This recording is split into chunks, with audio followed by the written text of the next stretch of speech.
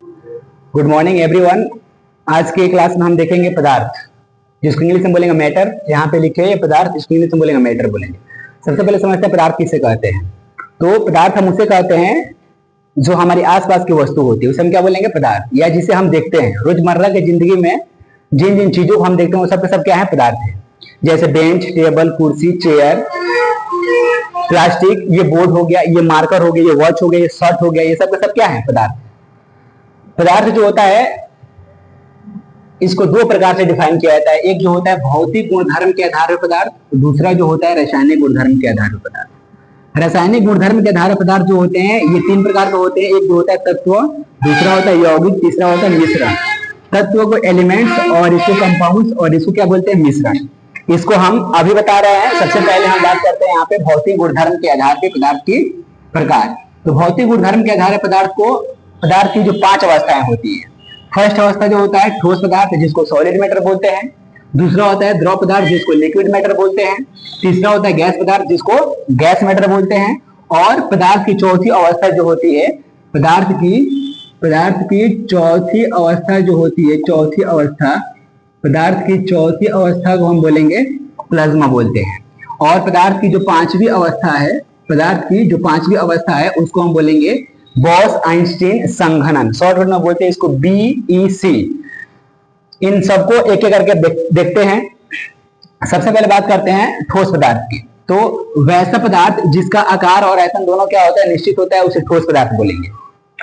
कुछ ऐसे पदार्थ होते हैं जिसके आकार भी निश्चित होता है और आयतन भी क्या होता है, निश्चित होता है, उसे बोलेंगे हम ठोस पदार्थ। जैसे ये मार्कर हो गया, ईंट हो जाएगा, पत्थर हो जाएगा, चेयर हो जाएगा, और बेंच हो जाएगा, टेबल हो जाएगा, बोर्ड हो जाएगा। ये सब के सब क्या है, ठोस पदार्थ है। जैसे ये बोर्ड हमारा हो गया तो ये हमारा सॉलिड पदार्थ है, क्योंकि इसका आकार भी क्या है, फिक्स है, और इसका आयतन भी क्या है, फिक्स है। तो ये हमारा सॉलिड पदार्थ हो गया। जैसे यहाँ पे बात करते हैं तो यहाँ पे आ जाएगा क्या, तो यहाँ पे हो जाएगा बेंच हो जाएगा, ईंट हो जाएगा, बोर्ड हो जाएगा, कुर्सी हो जाएगा, लोहा, ETC। ये सब के सब क्या है, ठोस पदार्थ। अब बात करते हैं ठोस पदार्थ की विशेषता क्या होती है। तो ठोस पदार्थ जो होती है इनकी विशेषताएं जो होती है निम्नलिखित होती है। फर्स्ट बात यह होता है कि बता दिए ठोस पदार्थ जो होता है इसका आकार और आयतन ये दोनों को दोनों जो होता है फिक्स होता है। यानी ठोस पदार्थ जहां भी होंगे उसका आकार भी क्या होगा, फिक्स होगा, और आयतन भी क्या होगा, फिक्स होगा। ठोस दूसरा बात यह कहता है कि ठोस पदार्थ जो होता है इसको हम लोग अधिक नहीं दबा सकते हैं। अब इसको अधिक हम इसलिए नहीं दबा पाते हैं क्योंकि ठोस पदार्थ के जितने भी कण होते हैं वो एक दूसरे के काफी करीब होते हैं और एक दूसरे को काफी मजबूत बल से बांधे हुए रहते हैं, इसलिए हम लोग ठोस पदार्थ को अधिक नहीं दबा सकते हैं। तीसरा बात यह कह रहा है कि ठोस पदार्थ जो है इसका घनत्व जो होता है अधिक होता है। स्वाभाविक सी बात है, ठोस पदार्थ का घनत्व अधिक होता है क्योंकि इसके कण जो होते हैं काफी एक दूसरे के करीब होते हैं, और यह जो होता है इसका मेल्टिंग और बॉइलिंग पॉइंट भी क्या होता है, काफी अधिक होता है, और इसका घनत्व भी क्या होता है, ऊंच होता है कंपेरिजन टू द्रव पदार्थ और गैस पदार्थ की। चौथा बात यह होता है ठोस पदार्थ जो होते हैं इसमें बहने का गुण नहीं पाया जाता है। ठोस पदार्थ जो होता है इसमें बहने का गुण नहीं पाया जाए। जैसे एक एग्जांपल समझाते हैं, जैसे एक फर्श है, और फर्श पे हम यदि पानी गिराएंगे तो पानी जो चारों तरफ क्या होगा, फैल जाएगा। और वही यदि फर्श पे हम ईंट रखे, पत्थर रखे, या बेंच रखे, या कुर्सी रखे, तो वह जो होता है अपने स्थान पे रहता है, ना कि वहां से इधर उधर हिलता है या बहता है। इसलिए बोला जा रहा है कि ठोस पदार्थ जो होते हैं इसमें बहने का गुण नहीं पाया जाता है। और सबसे जो लास्ट पॉइंट है कि ठोस पदार्थ जो होते हैं यह अपने बर्तन को पूर्णतः नहीं भरते हैं। कहने का मतलब यह है कि ठोस पदार्थ जैसे यह मार्कर है, इसको हम किसी बाल्टी या ग्लास में रखेंगे तो पूरे ग्लास की आकृति को नहीं कवर कर पाएगा। ये सिर्फ जो, क्योंकि इसका आकार और आयतन क्या है, दोनों फिक्स है, इसलिए यह किसी पदार्थ या किसी बर्तन को पूर्णतः नहीं भरते हैं। ठोस पदार्थ किसे बोलेंगे, वैसे पदार्थ जिसका आकार और आयतन दोनों फिक्स होता है उसे ठोस पदार्थ बोलेंगे। जैसे यहाँ पे एग्जाम्पल्स लिख दिए हैं, बेंच, ईंट, बोर्ड, कुर्सी, लोहा, ये सब क्या है, ठोस पदार्थ है।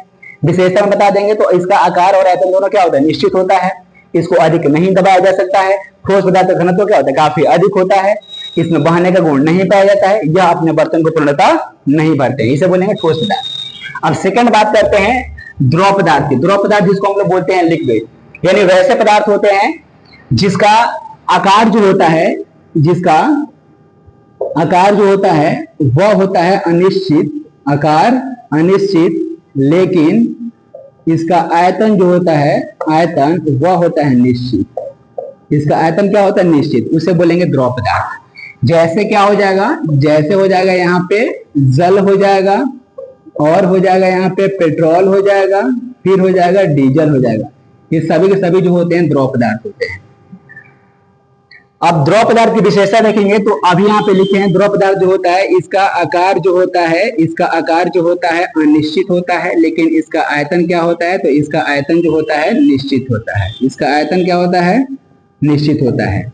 कहने का मतलब यह हो गया, जैसे यदि 1 लीटर पानी को हम बोतल में रखेंगे तो वह बोतल का रूप धारण करेगा, वही 1 लीटर पानी को हम किसी कटोरे में रखेंगे तो वो कटोरे का रूप धारण करेगा, वही 1 लीटर पानी को यदि हम किसी बाल्टी में रखेंगे तो वो उसका रूप धारण करेगा, वही 1 लीटर पानी को हम किसी प्लेट में रखेंगे तो वह प्लेट का आकार पकड़ेगा। तो हम यहाँ देख रहे हैं कि द्रव पदार्थ जो है इसको हम स्थान चेंज कर रहे हैं, यानी अलग अलग जगह पर रख रहे हैं, तो इसकी जो आकार जो है बदलती जा रही है, लेकिन यहाँ पे आयतन क्या हो रहा है, फिक्स हो रहा है। पानी 1 लीटर है तो आप इसे कहीं भी रखिए पानी 1 लीटर ही रहेगा। इसलिए बोला जाता है कि द्रव पदार्थ जो होता है इसका आकार जो होता है क्या होता है, अनिश्चित, लेकिन आयतन क्या होता है, निश्चित होता है। सेकंड बात होता है तो द्रव पदार्थ जो होते हैं इसको भी हम लोग नहीं दबा सकते हैं, द्रव पदार्थ को भी नहीं दबा सकते क्योंकि इसके भी कण जो होते हैं काफी एक दूसरे के करीब होते हैं। यानी द्रव पदार्थ को भी नहीं दबाया जा सकता है, नहीं दबाया जा सकता है। और द्रव पदार्थ जो होता है इसमें बहने का गुण पाया जाता है, द्रव पदार्थ में बहने का गुण पाया जाता है, क्योंकि पानी को यदि हम किसी फर्श पे या कहीं गिराएंगे तो पानी जो होता है चारों दिशा में क्या होता है, फैलने लगता है। इसका मतलब यह है कि द्रव पदार्थ जो होते हैं इसमें बहने का गुण पाया जाता है।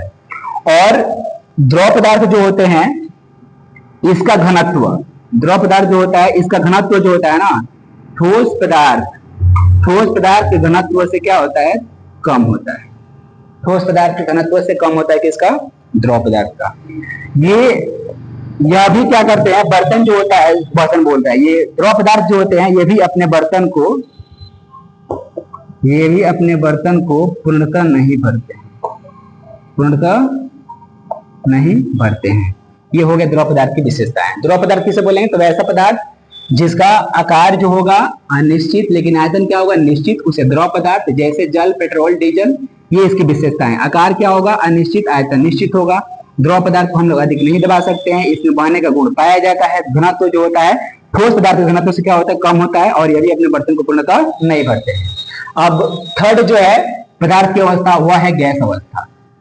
तो वैसा पदार्थ जिसका आकार और आयतन दोनों अनिश्चित होता है, वैसा पदार्थ जिसका आकार और आयतन दोनों क्या होता है, अनिश्चित होता है, उसे हम बोलेंगे गैस पदार्थ।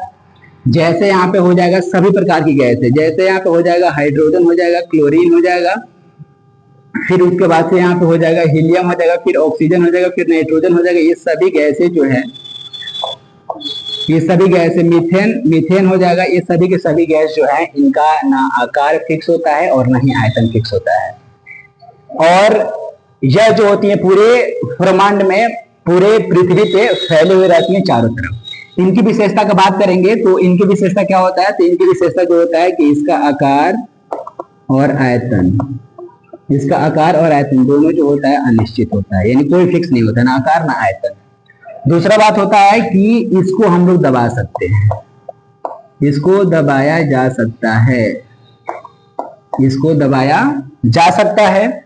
और थर्ड बात यह है इसका घनत्व का, इसका घनत्व जो होता है ठोस पदार्थ और द्रव पदार्थ, इन दोनों से क्या होता है, इसका घनत्व जो होता है ना, इन दोनों से कम होता है, यानी अति निम्न होता है। और गैस जो पदार्थ होते हैं इसमें बहने का गुण पाया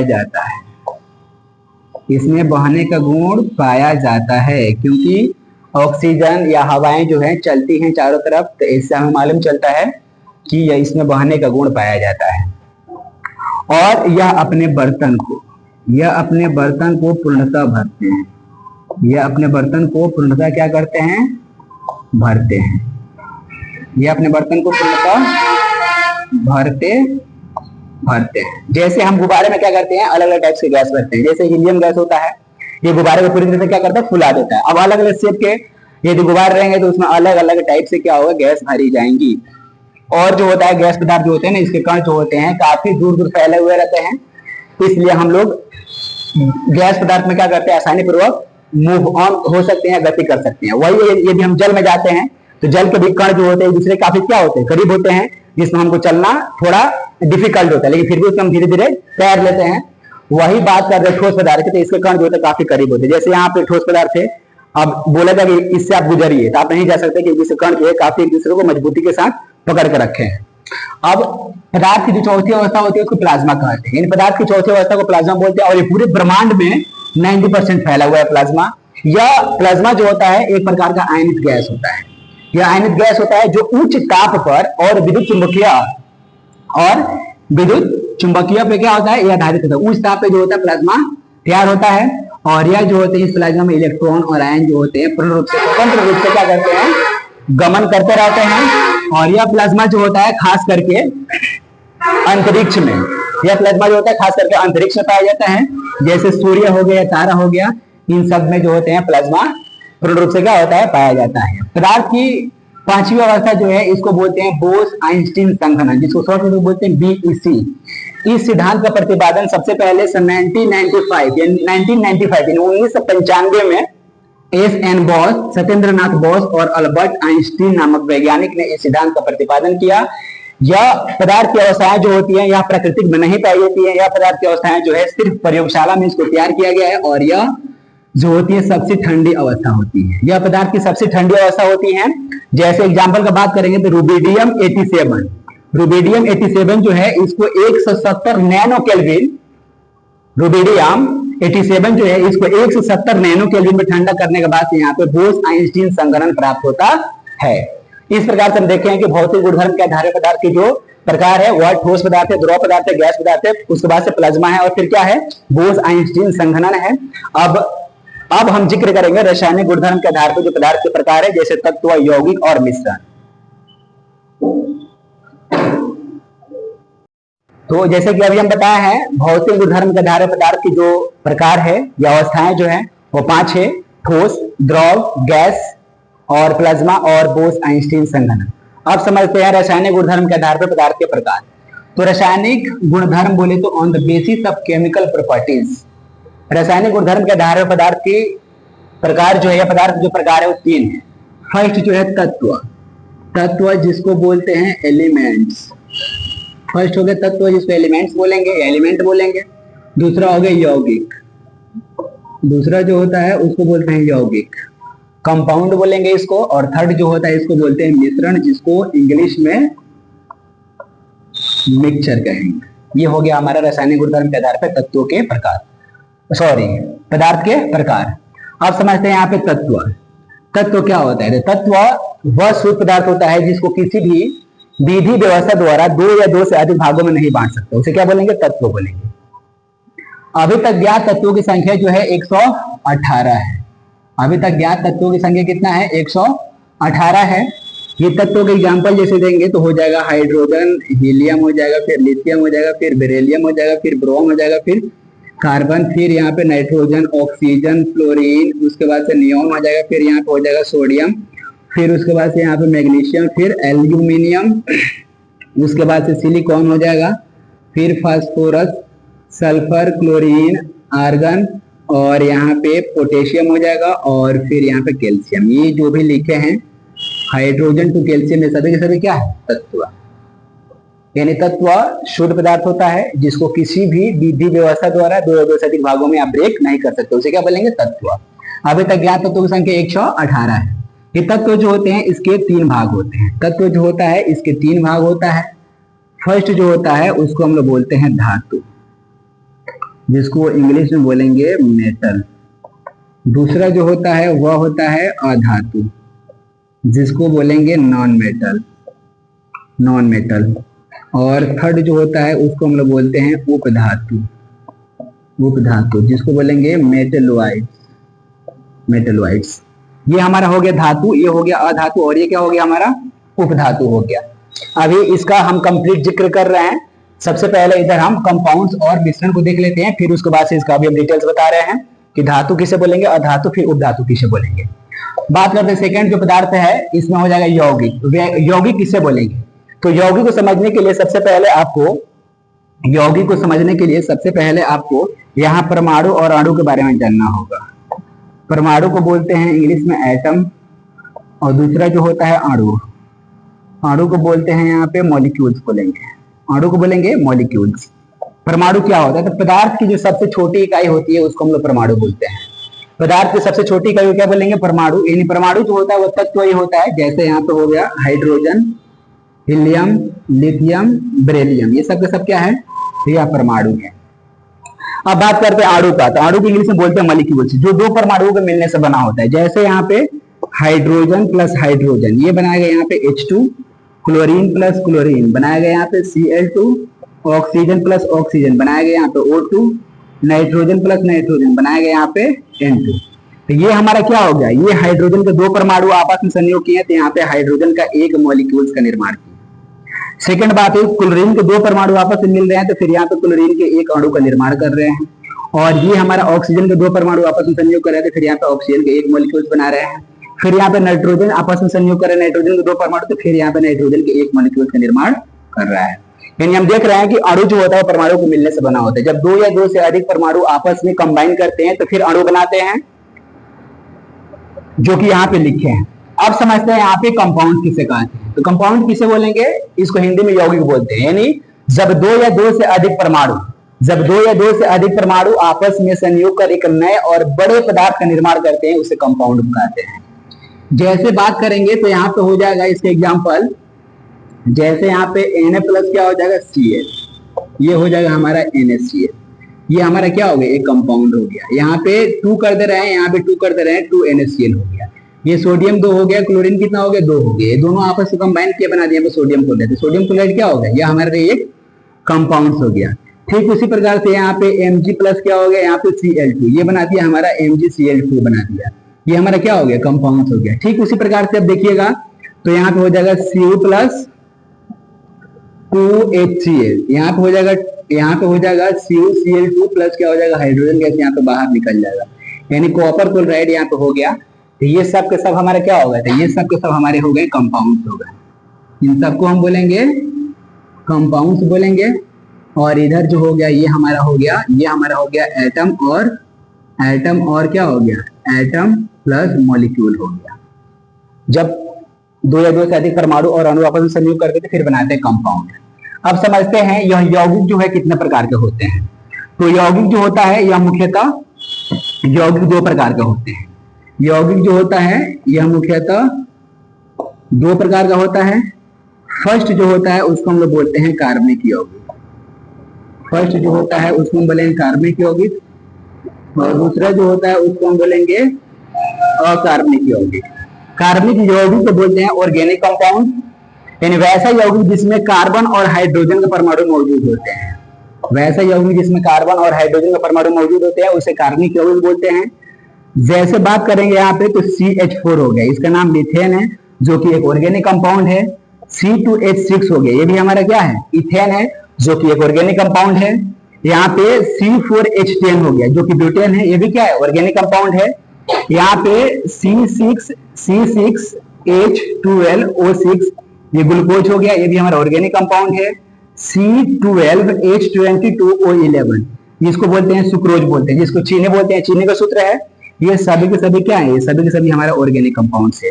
इसको हम ऑर्गेनिक कंपाउंड्स क्यों बोलेंगे? तो इसको ऑर्गेनिक कंपाउंड हम इसलिए बोलेंगे क्योंकि इसमें कार्बन के साथ साथ क्या है? हाइड्रोजन के परमाणु है, इसलिए हम इसको बोलेंगे ऑर्गेनिक कंपाउंड्स। अभी तक ऑर्गेनिक कंपाउंड्स को लगभग 10 लाख प्लस ऑर्गेनिक कंपाउंड्स का खोज हो चुका है। अब सेकंड बात करते हैं अकार्बनिक यौगिक का, इसको बोलेंगे इनऑर्गेनिक कंपाउंड्स बोलते हैं। यानी वैसा यौगिक जिसमें कार्बन के परमाणु उपस्थित नहीं होते हैं उसे बोलेंगे अकार्बनिक यौगिक। जैसे बात करेंगे इसका, तो इसका जैसे हम बात करेंगे तो यहाँ पे हो जाएगा NaCl हो जाएगा, फिर उसके बाद हो जाएगा PCl5 हो जाएगा, फिर उसके बाद से MgCl2 हो जाएगा, फिर यहाँ पे ZnSO4 हो जाएगा, फिर उसके बाद से CuCl2 हो जाएगा। ये सभी के सभी क्या है? ये सभी के सभी हमारा जो है, ये सभी के सभी हमारा इनऑर्गेनिक कंपाउंड से बोले तो अकार्बनिक यौगिक है, क्योंकि इसमें आप ध्यान दीजिएगा इसमें कहीं कार्बन परमाणु क्या है? उपस्थित नहीं है। यह नाइट्रोजन और क्लोरीन के मिलने से बना है, या फास्फोरस और क्लोरीन के मिलने से बना है, या मैग्नीशियम और क्लोरीन के मिलने से बना है, या जिंक और सल्फर ऑक्सीजन के मिलने से बना है, और ये कॉपर क्लोरीन के मिलने से बना है। यानी आप इस कंपाउंड्स में देख रहे हैं इसमें कार्बन का परमाणु कहीं उपस्थित नहीं है, इसलिए कौन सा कंपाउंड है? इसलिए यह इनऑर्गेनिक कंपाउंड है। ऑर्गेनिक कंपाउंड में क्या होता है, जिसमें कार्बन और हाइड्रोजन का परमाणु दोनों मौजूद होते हैं, उसे बोलेंगे ऑर्गेनिक कंपाउंड्स बोलते हैं। तो यहाँ पे हो गया कंपाउंड्स। कंपाउंड्स के दो प्रकार, एक ऑर्गेनिक, दूसरा इनऑर्गेनिक। अब थर्ड बात करते हैं मिश्रण। मिश्रण क्या होता है, इस बात को समझना है। तो जब दो या दो से अधिक पदार्थ आपस में एक निश्चित अनुपात में मिलकर एक नए पदार्थ का निर्माण करते हैं, उसे मिश्रण बोलते हैं। जैसे हम लोग जितने भी खाते हैं, ये मिक्सचर हो गया, जैसे यहाँ पे कुछ कुछ हो गया, और परिवार हो गया, और बहुत सारे अलग अलग ब्रांड्स होते हैं, जिसमें आप देखिएगा तो बादाम भी होता है, सेब भी होता है, नमक भी होता है, और मसाले होते हैं। बहुत सारे पदार्थ को मिला के एक नए पदार्थ बनाने के प्रोसेस को हम बोलते हैं मिश्रण। अब मिश्रण में क्या होता है कि जो भी पदार्थ हम डालते हैं एक निश्चित अनुपात में डालते हैं, उसको मिश्रण बोलते हैं। जैसे सपोज दैट एक हम चाय बनाते हैं, तो चाय बनाने के लिए हम लोग क्या करते हैं, तो चाय बनाने के लिए हम लोग यहाँ पे पानी लेते हैं, फिर उसके बाद से चीनी लेते हैं, फिर उसके बाद से यहाँ पे दूध लेते हैं, फिर उसके बाद से दूध लेते हैं, फिर उसके बाद क्या लेते हैं, चाय पत्ती लेते हैं, चाय पत्ती लेते हैं। यानी इतना पदार्थ मिलाने के बाद एक नया पदार्थ बनता है, जो क्या होता है मिश्रण। अब चाय बनाने के लिए क्या करेंगे, सभी पदार्थों को एक निश्चित अनुपात में डालेंगे। वैसा तो नहीं है ना कि 5 आदमी की चाय बनाना तो चीनी उसमें ज्यादा डाल देंगे, या चाय पत्ती ज्यादा डाल देंगे, या पानी ज्यादा डाल देंगे। तो इस सब के डालने से क्या होता है, पदार्थ जो होगा वह खाने या पीने योग्य नहीं होगा। इसलिए पदार्थ जो होते हैं हम लोग क्या करते हैं कि निश्चित अनुपात में मिला के फिर एक नए पदार्थ का निर्माण करते हैं। मिश्रण जो होता है इसके दो प्रकार होते हैं। मिश्रण जो होते हैं इसके दो प्रकार होते हैं। फर्स्ट जो होता है उसको हम लोग बोलते हैं समांगी मिश्रण बोलते हैं। फर्स्ट जो होता है समांगी मिश्रण होता है, जिसको होमोजेनियस मिक्सचर कहते हैं। दूसरा जो होता है उसको हम बोलेंगे विषमांगी मिश्रण बोलते हैं। दूसरा जो है वह है विषमांगी मिश्रण। यानी मिश्रण के कितने प्रकार हो गए, दो प्रकार। एक जो होता है होमोजेनियस मिक्सचर, दूसरा होता है हेट्रोजीनियस मिक्सचर। हेट्रोजीनियस मिक्सचर को विषमांगी मिश्रण और होमोजेनियस मिक्सचर को बोलेंगे समांगी मिश्रण। समांगी मिश्रण में क्या होता है, तो वैसा मिश्रण जिसमें दो या दो से अधिक पदार्थ एक निश्चित अनुपात में मिलकर एक नए पदार्थ का निर्माण करते हैं, उसे क्या बोलेंगे, समांगी मिश्रण। या जब दो या दो से अधिक पदार्थ पूरी तरह से क्या होते हैं, आयनित होते हैं, घुल मिल जाते हैं और एक नए पदार्थ का निर्माण करते हैं, उसे क्या बोलेंगे, समांगी मिश्रण। जैसे यहाँ पे हमने एक फिगर के माध्यम से बताने का प्रयास करा। ये हमारा हो गया ग्लास हो गया, जिसमें पूरी तरह से क्या है, यह पानी है। यहाँ पे यह पानी है। अब इस पानी में हम क्या कर रहे हैं, तो इस पानी में हम NaCl डाल दे रहे हैं। NaCl बोले तो नमक, और इस पानी में हम डाल दे रहे हैं यहाँ पे शुगर, SUGAR, शुगर माने चीनी। यानी यह हमारा क्या हो गया, तो यह हमारा हो गया H2O। यहाँ पे पानी में हमने क्या डाला है, नमक, और फिर क्या डाला है, चीनी। अब इसको कुछ देर बाद पूरी तरह से क्या करते हैं, हिलाते हैं, मिलाते हैं।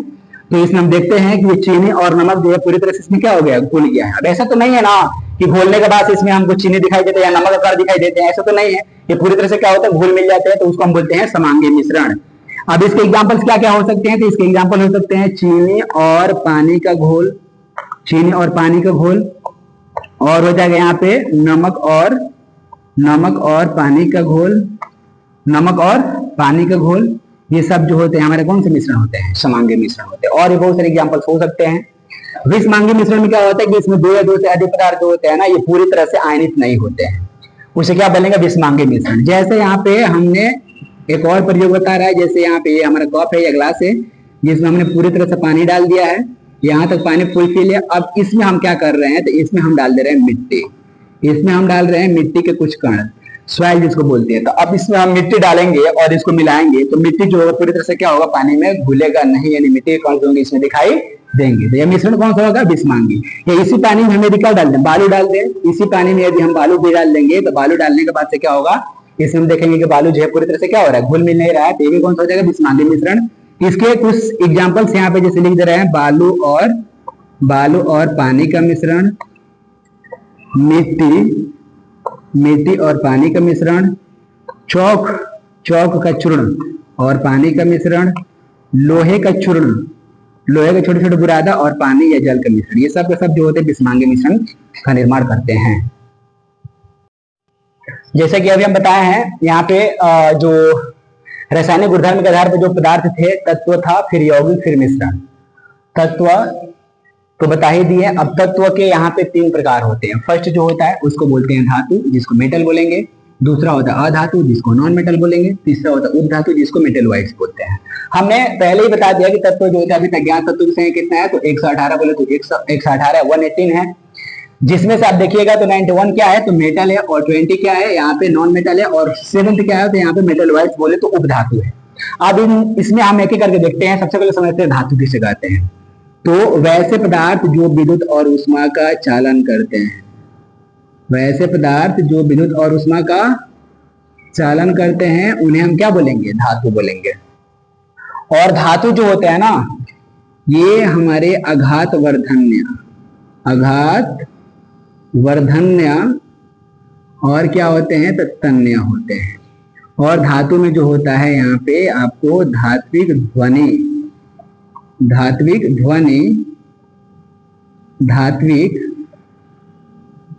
ध्वनि और चमक पाई जाती है।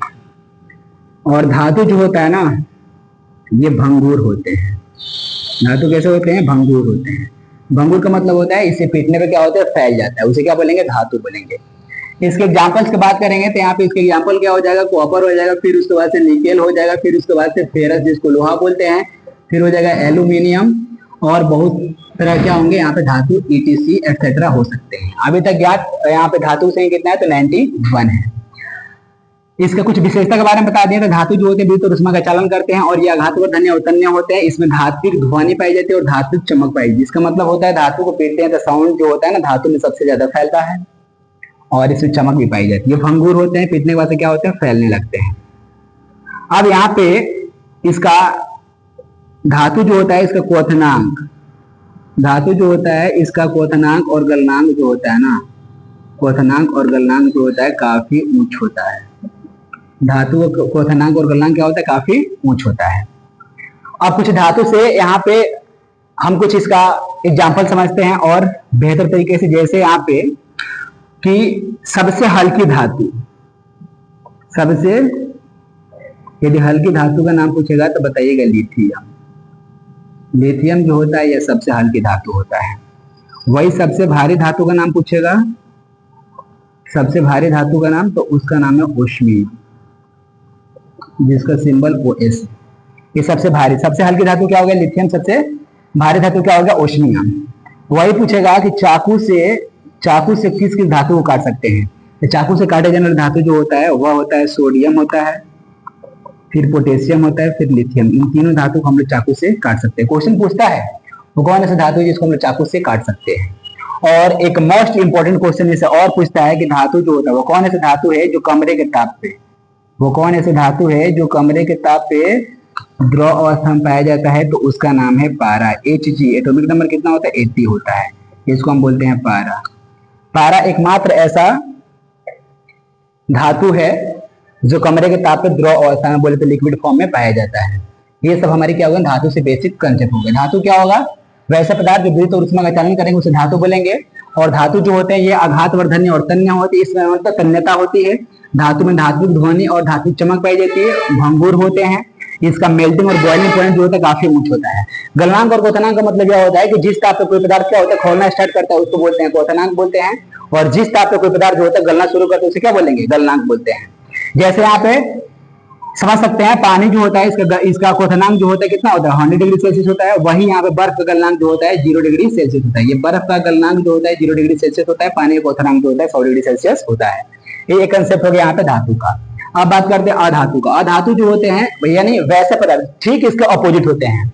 वैसे पदार्थ जो विद्युत और उष्मा का चालन नहीं करते हैं उसे क्या बोलेंगे? अधातु बोलते हैं। अधातु जो होते हैं यह आघातवर्धन्य और तन्य नहीं होते हैं। और अधातु जो होता है इसमें तुम्हारा धात्विक ध्वनि और चमक नहीं पाई जाती है। और यहाँ पे अधातु जो होते हैं ये भंगुर भी नहीं होते हैं। अधातु क्या होते हैं? भंगुर नहीं होते हैं। लेकिन इसका जो क्वथनांक और गलनांक जो होता है इसके अपेक्षा कम होता है। अधातु का गलनांक और क्वथनांक जो होता है ये धातु के अपेक्षा